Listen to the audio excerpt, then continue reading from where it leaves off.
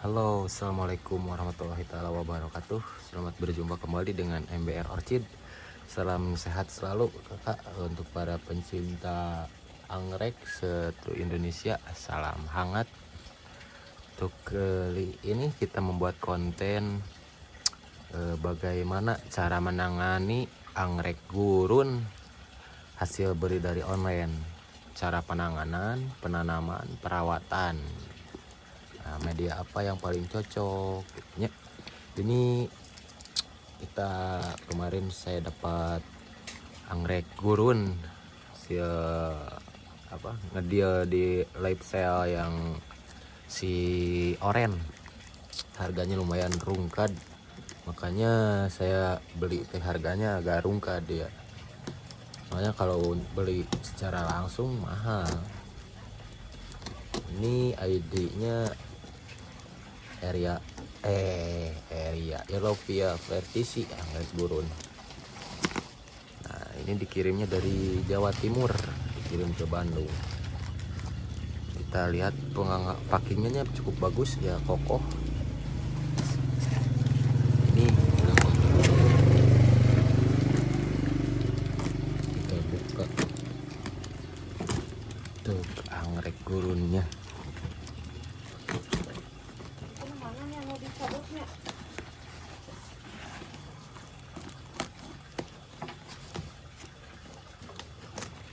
Anggrek gurun kemarin dapat 3 biji di live sale. Kalau di anggrek itu, kalau di live sale biasanya harganya agak miring. Sebenarnya kalau di sini juga banyak sih di Bandung kalau beli langsung dari nursery. Cuman karena berhubung ini harganya agak sedikit di bawah normal, makanya didealkan. Aduh, cukup sayang, tapi ini pengemasannya dibungkus sama plastik.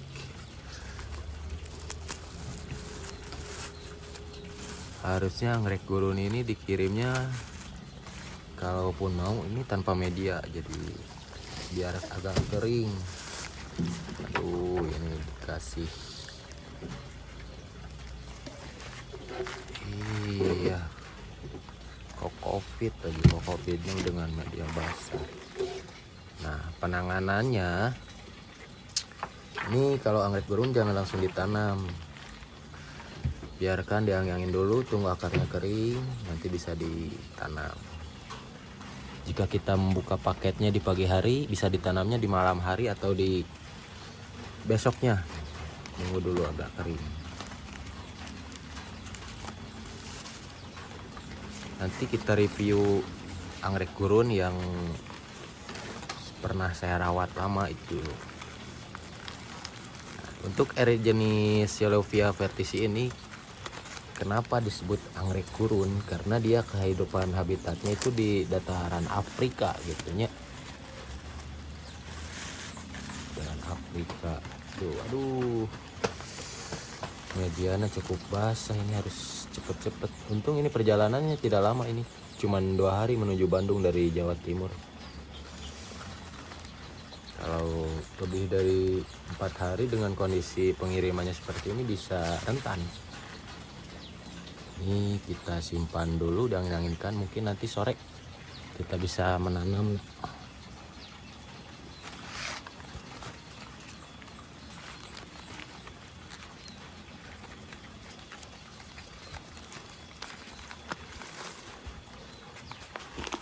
Ini yang paling besar nih.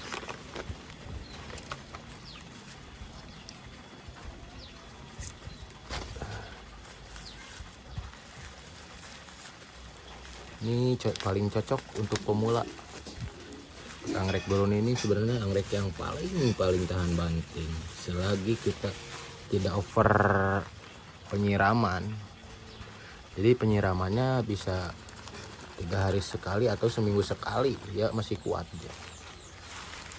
Ini buang medianya agak basi, yang agak basah ini simpan dulu, diangin-anginkan. Nanti mungkin sore kita mulai menanam. Nah, sedikit penjelasan untuk anggrek gurun ini. Ya, nama latinnya adalah Yellowfia vertisi. Anggrek gurun ini yang tergolong anggrek gurun, ada Yellowfia vertisi, ada juga Yellowfia paniculata. Nah, ciri-cirinya bulbnya besar, terus pada diameter anggrek ini 3 sampai 4 cm bulbnya teh, ukuran rata-ratanya.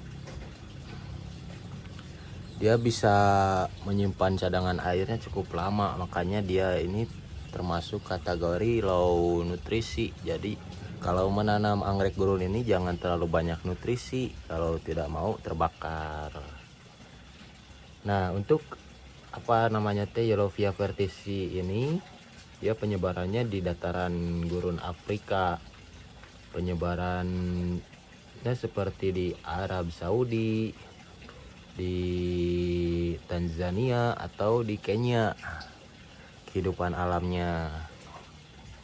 Untuk media yang paling bagus, biasanya saya menggunakan campuran antara pasir malang sama coco fiber yang pendek-pendek, atau bisa juga kokofit. Perbandingannya dia pasir malangnya 2, coco fibernya 1. Jadi jangan terlalu, biar tidak terlalu lembab.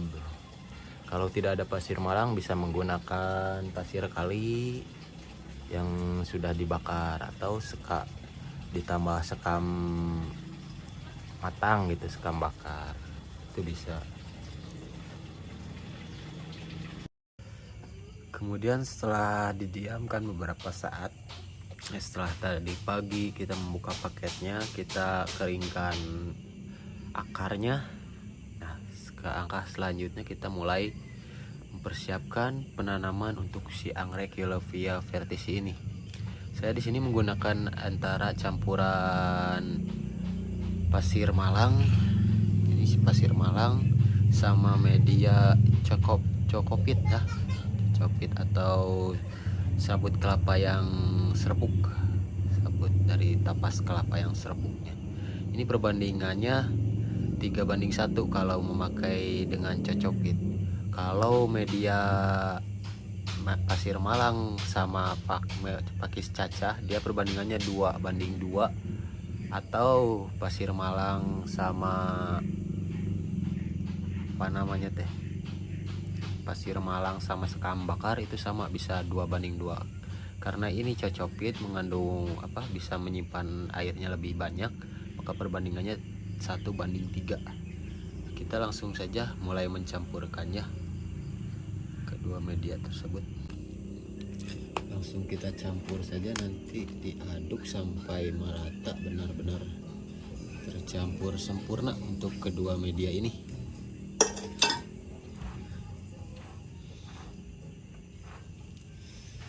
Harusnya tempatnya agak gedean biar agak leluasa.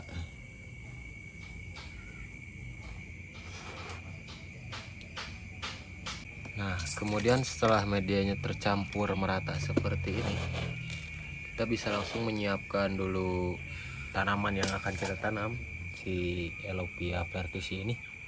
Nah, sebelum ditanam harus diperhatikan dulu, ada akar bagian yang busuk atau kopong. Alangkah baiknya kita buang kalau yang busuk atau yang kopong yang tidak produktif. Terus semisal mau ada niatan untuk memperbanyak, kita bisa menggunakan dengan teknik split nih, seperti ini. Ini bisa dibagi menjadi 3, 1 indukan gendong 1 anak, 1, 2, sama ini 3 nih. Ini ada mata tunasnya, ada mata tunas untuk dia berkembang biak kembali. Jadi ini bisa dibagi 3, bisa dibagi 3. Ini bisa lewat pemecahan batang, langsung seperti ini, atau bisa juga memakai dengan pisau. Mending pakai pisau. Nah, untuk melakukan pemotongan atau pemisahan ini harus hati-hati ya, harus bisa lihat mata tunas yang baru, calon mata tunasnya jangan sampai kena potong. Kita potong dikit aja dulu, potong dikit.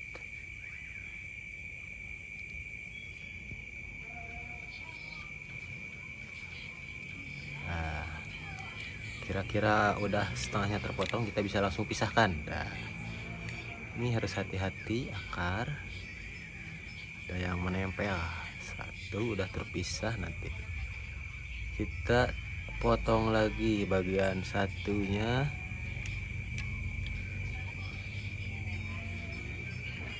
Ini di sini ya.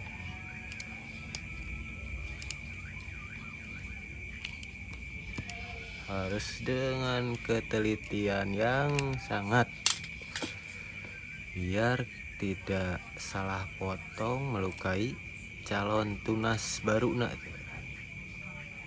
ini udah terpisah menjadi 3 bagian. Kalau untuk memperbanyak, kalau saya sebenarnya mending rumpunan, dia lebih cepet ke ngembang. Nah, satu tuh, satu. Kalau ya udah dipotong gini, biarkan dulu, nanti yang ini jangan dulu ditanam. 2. Nah, ini calon mata tunasnya tuh, 1, 2. Ini gak tahu calon tunas atau bunga, tapi bunga biasanya dari sini nih. 2 dan jadi 3. Ini dari 1 rumpun bisa jadi 3. Kemudian kita lanjut ke tahap penanaman. Nah, untuk penanaman yang rumpunan seperti ini, yang gedenya segede ini, kita bisa menggunakan pot dengan ukuran 12 cm atau 15 cm. Kecuali yang tadi yang disepit, bisa menggunakan pot dengan diameter 10 cm. Nah, langkah pertamanya, kalau ada koko fiber atau serabut kelapa, ini memakai dulu sabut kelapa buat menutupi lubang-lubang ininya, tapi tipis-tipis, jangan terlalu banyak. Dikasih tipis-tipis biar si media pasir malangnya tidak ambrol gitu. Nanti juga lapuk. Terus perhatikan, ini seperti menanam dendro. Jadi ini bagian paling tua di bagian belakang, karena mata tunasnya menjalarnya ke depan. Ini mata tunas awal. Mata tunas mudanya pasti menjalar ke bagian depan. Kita langsung tanam saja, taburkan. Tidak lupa dengan membaca bismillah, semoga tumbuh subur, sahabat-sahabat.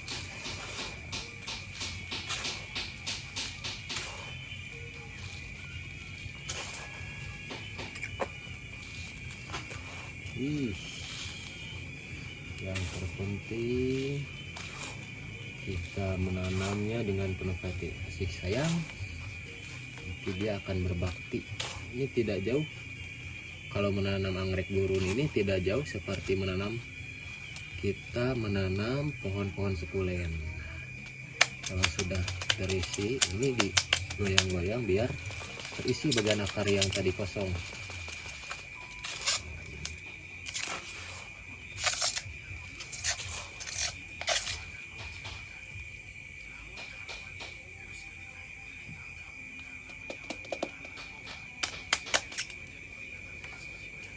Seperti ini kakak, calon tunasnya kelihatan aman. Kita goyang-goyangkan, kalau belum yakin ini masuk semua si pasir-pasirnya, tambah sedikit kembali, tambah sedikit aja ya, simpen. Nah, untuk review yang sudah ditanam lebih lama ini nih, saya menanamnya ini udah berapa bulan, hampir 1 tahun lebih lah. Ini udah tumbuh subur, sebentar lagi mau spek nih.